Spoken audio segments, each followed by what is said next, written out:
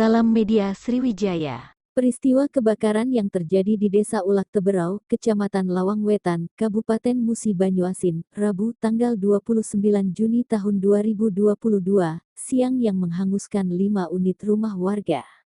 Kebakaran yang disebabkan oleh sebuah mobil pengangkut minyak solar olahan yang mengalami kecelakaan dan terbakar hingga menyambar ke rumah warga tersebut membuat aktivitas lalu lintas di sepanjang Jalinteng Sekayu Lubuk Linggau, Desa Ulak Teberau tersendat. Beruntung saat mobil pembawa minyak mentah itu meledak, pemilik 5 unit rumah itu sempat menyelamatkan diri. Tampak dari video yang beredar, kepulan asap hitam membubung tinggi dan menghanguskan beberapa rumah dengan cepat.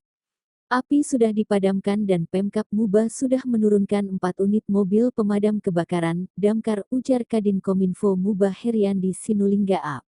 Hingga juga menambahkan, Bupati Muba Apriyadi akan segera ke lokasi kebakaran untuk memastikan kondisi warga yang terkena kebakaran. Pak Bupati akan ke lokasi memastikan kondisi warga yang terkena kebakaran, bebernya.